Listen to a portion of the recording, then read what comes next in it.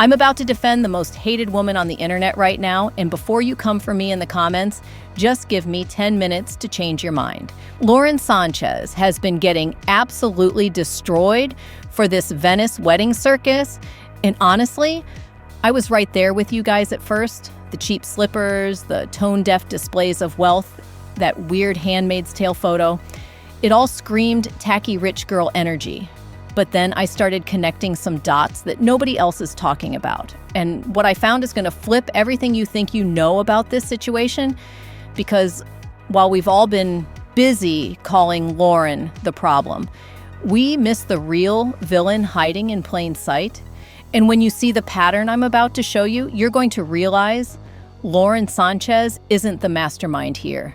She's just another woman getting blamed for a rich man's bad choices, so buckle up because this is about to get messy. Let's start with why everyone's so pressed about Lauren right now, and trust me, I get it.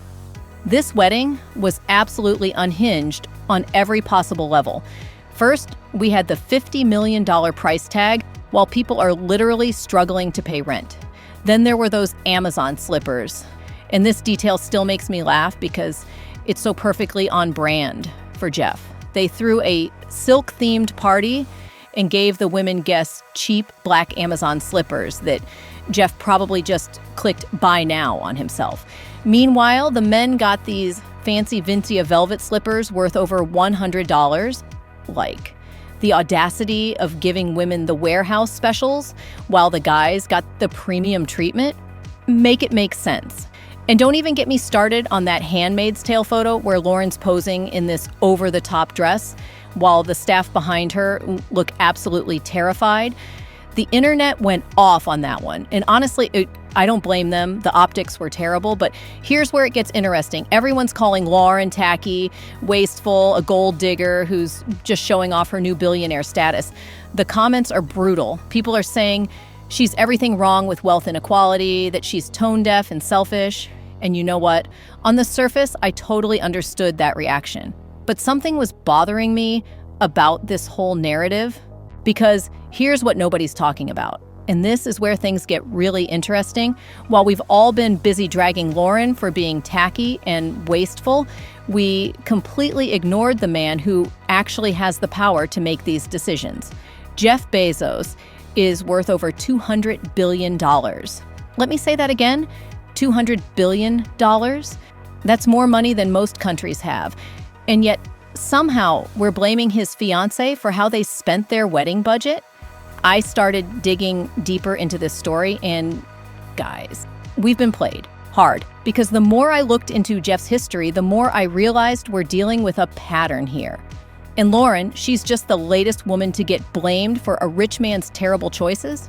But before I blow your mind with what I found, let me show you exactly why Jeff Bezos is actually the villain in this story. Let's talk about Jeff's track record, because this man has been tone deaf for years, long before Lauren was even in the picture. Remember when he went to space during a global pandemic while his Amazon workers were literally collapsing from exhaustion in warehouses? That wasn't Lauren's idea. That was all Jeff. Or how about when he thanked Amazon customers and employees for paying for his space trip? Again, pure Jeff energy. And can we please talk about that laugh? I found a compilation of Jeff Bezos laughing, and it is genuinely the most evil rich villain laugh I've ever seen yet heard. This man sounds like he's plotting world domination every time something amuses him. That's not Lauren coaching him. That's just who he is. But here's the kicker. Jeff has been making questionable wealth displays for decades. The massive yacht, the ridiculous real estate purchases, the space company while people can't afford healthcare, this pattern of tone-deaf spending, it predates Lauren by years. So why are we suddenly acting like she's the mastermind behind his bad decision-making? That doesn't add up, and it's about to get even more obvious why. Let's get real about the power dynamic here, because this is where the story gets really interesting. Lauren Sánchez was a local news reporter. You guys saw that throwback clip of her hard-hitting journalism, and I use that term very loosely. She was asking celebrities about their workout routines and making awkward comments. This wasn't exactly Barbara Walters level reporting. Meanwhile, Jeff Bezos built one of the most powerful companies in human history.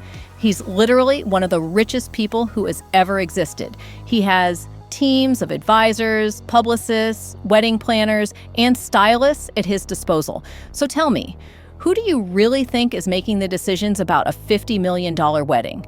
The former local reporter or the man who runs a global empire and has been making massive financial decisions for decades? And here's what really gets me. Lauren's been getting dragged for being new money and not knowing how to act wealthy properly. But Jeff's the one who's been rich for years and still chose to give women Amazon slippers at his wedding. That's not Lauren being tacky. That's Jeff being cheap and weird about gender dynamics. But wait, because it gets even more obvious when you look at what his ex-wife has been doing. This is where the story gets really telling, because let's talk about Mackenzie Scott for a second. Since her divorce from Jeff in 2019, Mackenzie has donated over $19 billion to charity. $19 billion. She's been quietly giving away massive amounts of money to nonprofits, universities, and organizations that actually help people. She's not throwing foam parties on yachts or having $50 million weddings.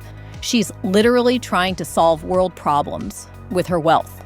Now, Mackenzie was married to Jeff for 25 years. She helped him build Amazon from the ground up. She knows exactly who he is and how he thinks about money. And the fact that she immediately started giving it all away after their divorce, everything you need to know about Jeff's priorities. Lauren didn't corrupt Jeff into being wasteful and tone deaf. He was already like this. Mackenzie just got tired of it and decided to do something meaningful with her share of the money. So when people say Lauren is the problem because she's not using her wealth responsibly, I have to ask, where was this energy for Jeff when he was married to someone who actually was using wealth responsibly? Why didn't he learn from Mackenzie's example, Sa? But here's where the story gets even darker, because Lauren's actually been a victim in ways people don't even realize. Let's talk about something that got buried in all the wedding drama. Lauren's own brother sold her private text messages to the tabloids. Think about that for a second. Her own family member took intimate messages between her and Jeff and sold them to the National Enquirer for money.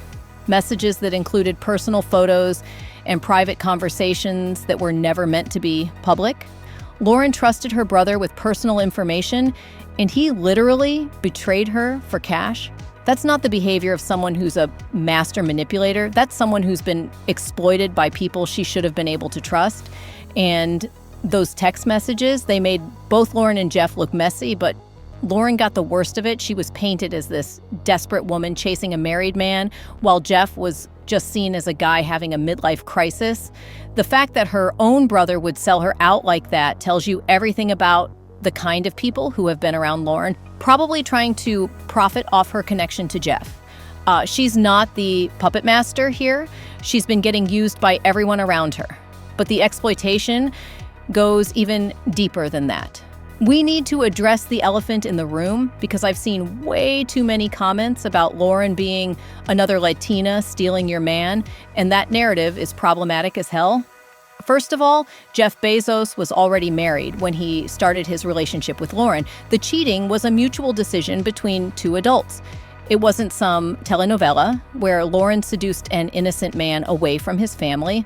But here's what's really bothering me. Lauren is getting judged way harsher than Jeff for the exact same behavior.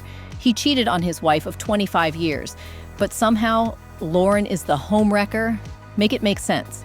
And let's be real about the gold digger accusations. Lauren was already married to a billionaire before Jeff. Patrick Whitesell is worth almost $2 billion. So this idea that she was some struggling woman who trapped Jeff for his money, that's just not true. But I keep seeing comments that feel racially charged, like Lauren is being judged differently because she's Latina. And that's not okay. We can criticize the wedding without falling into stereotypes about Latina women being manipulative or money hungry. The real issue isn't Lauren's ethnicity. It's that we're always more comfortable blaming women than holding powerful men accountable. Which brings me to my next point. Here's something that's been bugging me. Have you noticed how different Lauren looks and acts now compared to her reporter days? Go back and watch those old clips of her doing sports broadcasting. She was awkward, stumbling over words, clearly not comfortable on camera. Fast forward to now, and suddenly she's this polished celebrity wife who knows exactly how to pose for photos and work a red carpet. That transformation didn't happen overnight, and it definitely didn't happen naturally. Jeff has teams of publicists, stylists, and image consultants. You think they didn't completely remake Lauren's public persona? I think Lauren is performing a character that Jeff's team created for her.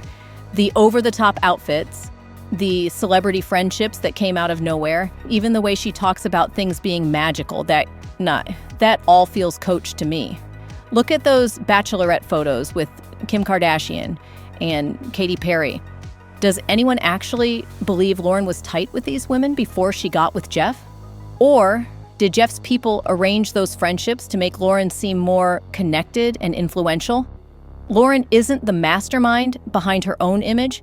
She's being managed and styled by professionals who know exactly how to create a celebrity persona. She's not making these choices independently, but this connects to a much bigger problem that nobody wants to talk about. This whole Lauren Sánchez situation is just the latest example of something that happens over and over again. Society blames women for rich men's bad behavior. Think about it. Melania Trump got dragged for her fashion choices and spending while Donald was literally running the country into the ground. Amber Heard became the most hated woman on the internet, while Johnny Depp's substance abuse and violent texts got ignored. Even Yoko Ono still gets blamed for breaking up the Beatles, as if 4 grown men couldn't make their own decisions about their band. We have this pattern where powerful men make terrible choices, but somehow it's always a woman's fault. The man is just a victim of female manipulation, right? Jeff Bezos has been making tone-deaf wealth displays for years. He's the one with the power, the money, and the decision-making authority. But Lauren shows up and suddenly she's responsible for all his bad choices. That's not how power works. Jeff didn't suddenly become wasteful and tacky because Lauren corrupted him. He was already like this. I just didn't have a woman to blame for it before. And here's the thing that really gets me. While we've been busy hating Lauren for wedding slippers, Jeff has been quietly consolidating more power and wealth. Amazon workers are still struggling, wealth inequality is still getting worse, and one man still controls more resources than entire countries. But sure, let's focus on the woman and her outfit choices. That's definitely the real problem here. Which brings me to the most important point of this entire video. Here's what I realized while researching this story. Lauren Sánchez isn't the problem. She's not even close to being the problem. The real problem is a system that allows one person to hoard $200 billion while we fight over wedding slippers. The real problem is that Jeff Bezos has more wealth than he could spend in 1,000 lifetimes. But we're mad at his fiancée for how they spent their wedding budget. Lauren Sánchez is a symptom, not the disease. She's what happens when obscene wealth meets a society that's more comfortable blaming women than addressing systemic inequality. You want to know what's really wasteful? Jeff Bezos could end homelessness in America with a fraction of his wealth and still be the richest person alive. He could pay every Amazon worker a living wage and barely notice the difference in his bank account. He could fund universal health care, education, or climate change solutions and still have more money than anyone needs, but instead we're arguing about whether his wedding was too expensive. Lauren Sánchez didn't create wealth inequality. She didn't invent tone-deaf rich people behavior. She didn't force Jeff to prioritize space trips over worker safety. She's just the woman who happened to be standing next to him when we finally decided to pay attention. And here's the most frustrating part. While we've been busy dragging Lauren, Jeff has been laughing all the way to the bank, literally. Have you heard that laugh? It's terrifying. So before you leave another comment calling Lauren Sánchez tacky or wasteful, ask yourself this: who really deserves your anger here?